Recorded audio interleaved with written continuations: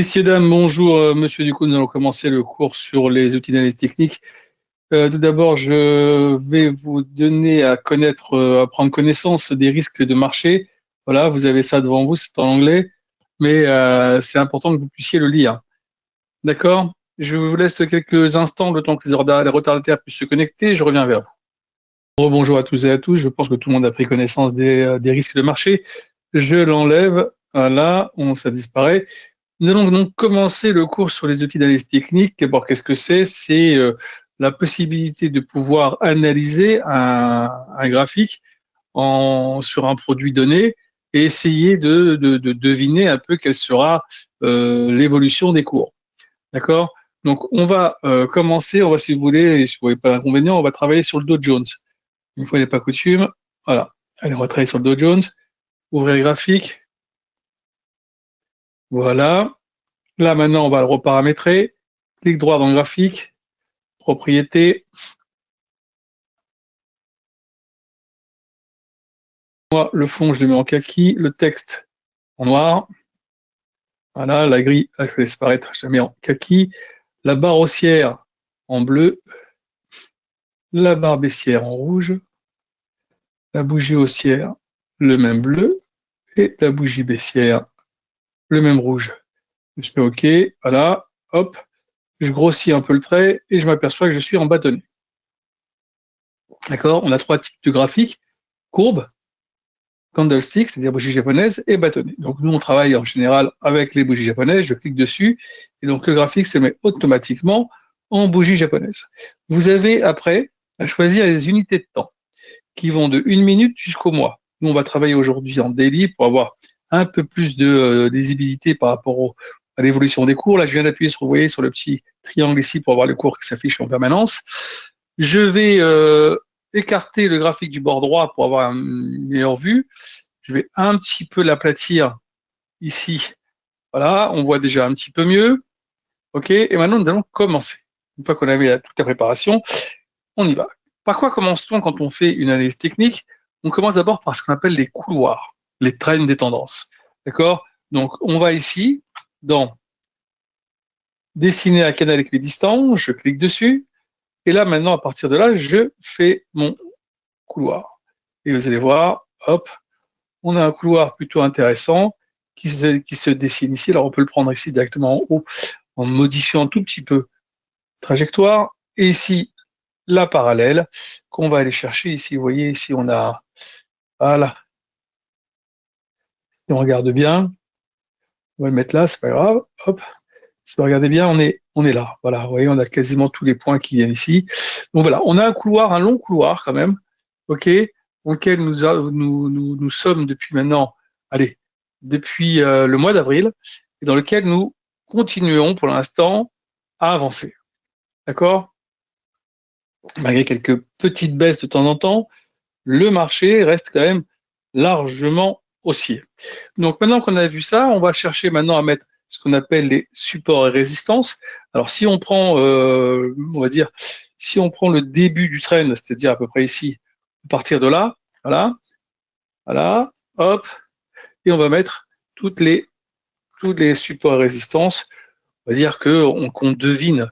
On va pas tous les mettre. Je vais vous expliquer pourquoi, parce que tout à l'heure, et ici, on a tout ça là, ici, tout cela, là, ça aurait pu être à peu près le cas.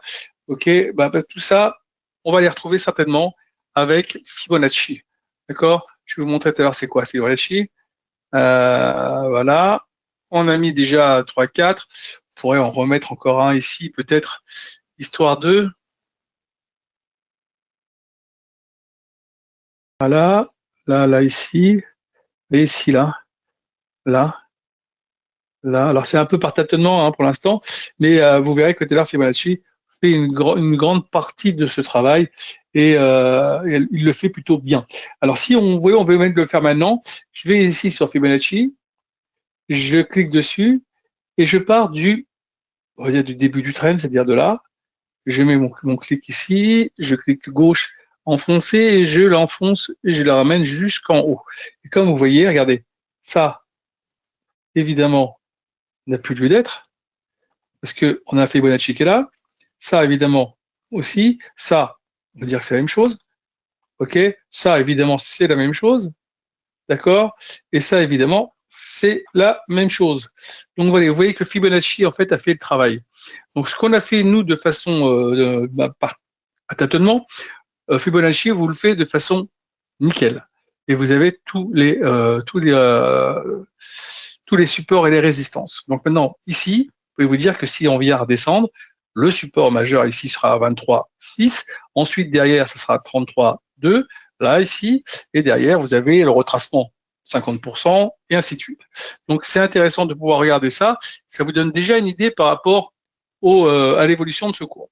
Bon, maintenant qu'on a mis ça en place, on peut commencer à faire ce qu'on appelle des insertions d'outils. Donc, on va dire insertion, indicateur, trend, et je vais sur Bollinger Band. J'appuie ici sur Bollinger Band. Je ne touche pas à la programmation. Vous pouvez changer la couleur ou la grosseur du trait. Vous faites OK. Et voilà les bandes de Bollinger qui viennent se mettre dans le graphique. Alors, qu'est-ce que c'est que les bandes de Bollinger? Les bandes de Bollinger, c'est une moyenne mobile ici de 20 jours. D'accord? Au milieu, là. Et avec des écarts types qui sont calculés par rapport à cette moyenne mobile, qui va vous donner en fait les deux courbes qui l'encadrent, en haut et en bas. Donc, de quelle façon les courbes peuvent s'éloigner de cette moyenne mobile de 20 jours, soit vers le haut, soit vers le bas, et auquel cas, comment ça retourne. Donc, quand on tape normalement le haut de la moyenne mobile, enfin le haut des bandes de Bollinger, bah, ça redescend, et quand on tape en bas, bah, ça remonte. C'est à peu près presque tout le temps comme ça que ça se passe. Maintenant, on va dire que c'est à peu près à 70-75% des fois. C'est pour ça qu'on ne peut pas utiliser ces bandes de Bollinger en lecture seule. D'accord? Des fois, on tape, on remonte un tout petit peu, après ça redescend. C'est pas un vrai rebond ou un vrai retour comme on pourrait l'espérer. Des fois, ça le fait bien, comme ici, vous voyez, on a tapé, puis on a redescendu de façon assez intéressante. Là, on a tapé ici, on a remonté de façon intéressante. Donc, ça se fait comme ici, vous voyez, on vient taper, ça remonte ici.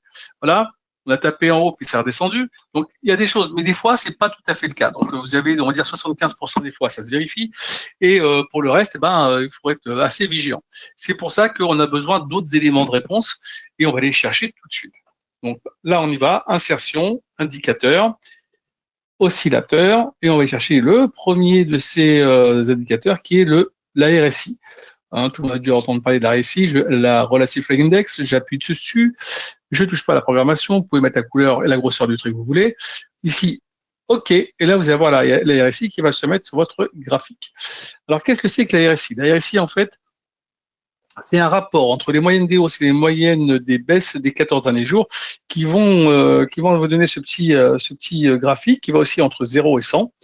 Et donc, à chaque fois qu'on est proche de 70 ou au-dessus, marché en surachat, ou on est proche de 30 ou en dessous, marché en survente. Là, comme vous voyez, pour l'instant, on est à 59. Donc, on est plutôt en direction d'une peut-être une petite, on commence tout doucement à se dire on est en train d'approcher à un surachat. On n'y est pas encore. On a quand même une tendance haussière pour l'instant qui continue à se confirmer et on va essayer de voir un peu comment ça se passe. Alors maintenant, vous pouvez aussi, et c'est ça qu'il faut faire, encadrer. Vous voyez, si je mets ici par exemple là, vous avez ici à 34, il y a longtemps qu'on n'est pas descendu en dessous de 34, donc vous avez depuis le mois d'avril un marché qui ne veut pas descendre en dessous de 34 sur la RSI, c'est important à noter. Et ici, vous pouvez aussi encadrer là un marché qui a énormément de mal à aller au-dessus de 70, 71. D'accord? Donc, dès qu'on arrivera dans cette zone-là, on pourra se dire que peut-être, on a un petit excès ici, très léger, peut-être au 74 à peu près, mais la plupart du temps, vous voyez, on est quand même aux alentours des 71. Donc, dès qu'on arrivera dans cette zone de 71, vous dites-vous bien que le marché a de fortes chances de refaire un petit pullback. D'accord? Ça, surtout si on a encore d'autres indicateurs à côté qui nous donnent un peu à penser la même chose. Donc, on y va. On va maintenant dans insertion. Ici, indicateur, oscillateur, et on va chercher les MACD. Les MACD, voilà, je fais OK. Voilà, je vais baisser un petit peu pour pas que ça me prenne trop de place, parce que sinon ça prend trop de place et c'est un petit peu embêtant. Voilà, alors qu'est-ce que c'est que les MACD? C'est en fait deux moyennes mobiles exponentielles de 12 et 26 jours qui vont vous donner en fait, on va dire, une lecture un tout petit peu plus, un peu différente des moyennes mobiles classiques. D'accord? Donc ici, vous avez le signal, ici vous avez la MACD en bleu avec les traits. Donc, quand on est au-dessus du signal, marché haussier, et quand vous voyez ici, quand on commence déjà à voir ici des MACD, par exemple, quand on était en haut, qui commencent un petit peu à réfréner ou être un peu plus court que la précédente, c'est qu'on est en train de changer d'orientation. Là, comme ici, vous voyez, on était plutôt à égalité sur ces deux-là, et puis hop, d'un coup, hop, repartir à la baisse. On est reparti là, ici à la hausse, par contre, et là, on y va. Alors, même si vous avez loupé ici, vous voyez, vous avez parti d'ici, vous partez de là, vous partez d'ici, vous avez loupé ici, vous pouvez au moins récupérer cette hausse. C'est quand même assez important. Là, ici, on attend de voir un peu ce qui se passe. Pour l'instant, on n'a pas de MACD, on va dire, à la même hauteur que la précédente ou un tout petit peu en dessous. Donc, pour l'instant, on va dire que le marché reste orienté pour les MACD toujours à la hausse. D'accord? On y va. On continue, je vais dans insertion, indicateur, oscillateur, et je vais aller chercher les stochastiques. Stochastiques, voilà. Vous avez ici les stochastiques qui viennent se mettre. Alors à la base, c'est quoi les stochastiques? À la base, c'est un produit qui avait été fait pour la répartition du hasard. Et c'est George Lane, un économiste, qui l'a appliqué à IBM.